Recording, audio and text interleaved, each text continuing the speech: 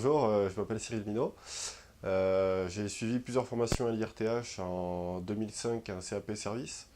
Ensuite en 2007, un BTS hôtelier qui se faisait sur une année. Et enfin en 2010, la formation qui s'appelait à l'époque manager hôtelier, qui a changé d'intitulé à l'heure actuelle. J'ai fait un premier petit boulot dans l'hôtellerie qui m'a, on va dire, assez plu, qui m'a donné envie de continuer, donc c'est pour ça que j'ai fait le CAP service. Suite au CAP, j'ai fait une première saison sur Lourdes de 6 mois. C'était assez intéressant, c'est vrai que j'ai envie d'aller au-delà de ça, quoi. Enfin, surtout à Lourdes, c'est comme, on va dire, une vision du service assez particulière. Ça m'a donné envie d'aller au-delà et de voir plus de choses et d'évoluer. C'est pour ça qu'ensuite j'ai suivi la formation de BTS hôtelier, voir un petit peu tous les côtés, plutôt cuisine, service, tout le côté comptable également. Et, euh, et au final, pour finir sur la licence. Enfin, c'était des stages en fin de formation en fait. C'était pas une formation d'alternance, il y a aussi des formations d'alternance, je sais. Donc là, c'était vraiment toute la partie entre guillemets théorique faite à l'IRTH, ensuite qu'on appliquait sur le lieu de stage. Et ensuite, en revenant de stage, on faisait une présentation d'un rapport de stage fait sur cette période-là. Donc c'est vrai que moi j'en ai fait un notamment au Grand Hôtel, le Royal Marthe à la Sauce Spa à Saint-Jean-de-Luz. Et donc là, j'étais parti plus sur un poste de barman, sur lequel j'avais vu un petit peu tout le côté barman, chef barman et tout ce qui se passait en fait dans l'hôtel, comme c'est un gros complexe. Ça permettait de voir un petit peu toutes les ficelles, on va dire, du métier. Sur les premiers, je dirais plus vraiment le côté pratique, service. C'est vrai qu'en faisant une saison de serveur, on est vraiment amené à faire du service, pas forcément aller sur ce qui est comptabilité ou réfléchir un petit peu aux chiffres. Après le BTS, c'est vrai que bah, là on met un petit peu plus les cours en pratique, ce qu'on a vu au cours de l'année, notamment aussi la communication, c'est des cours qui sont assez intéressants à mettre en pratique. Euh, Après des exemples concrets comme ça, de l'époque, je ne me rappelle plus très bien, mais c'est vrai que enfin, même à l'heure actuelle, en ayant un propre affaire, bah, c'est des souvenirs qui reviennent et qui permettent d'avancer.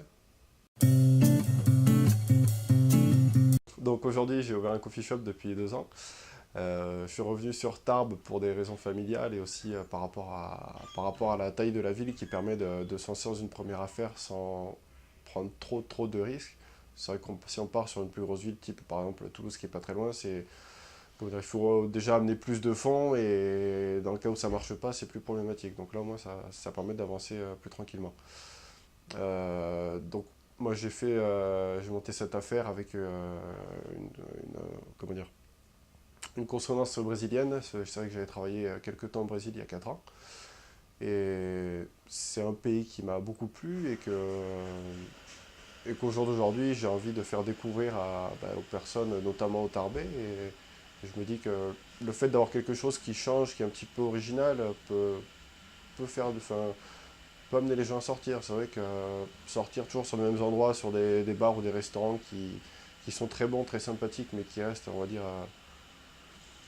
plus, plus dans le moule, au bout d'un moment, ça peut lasser. Donc là, au moins, ça permet de découvrir des nouvelles choses, de nouveaux produits aussi. Il y a pas mal de produits que vous ne trouvez pas forcément dans d'autres endroits. C'est à peu près ça le concept.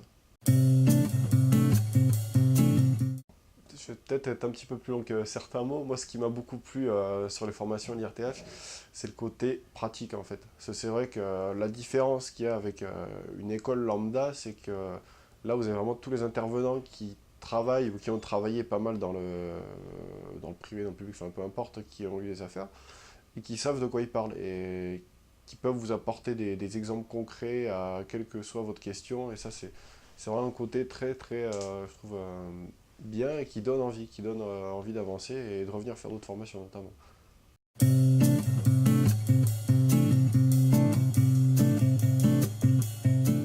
Dans un premier temps, je lui conseillerais de suivre notamment la dernière formation que j'ai faite, celle de manager, qui permet d'avoir des bons outils, d'avoir les clés en main pour se lancer sur sa première affaire.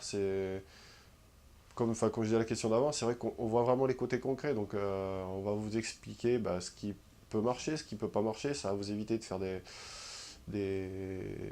conneries entre guillemets que vous feriez sans avoir de formation préalable. Et c'est vrai que ouais, je les inciterais fermement à suivre cette formation-là.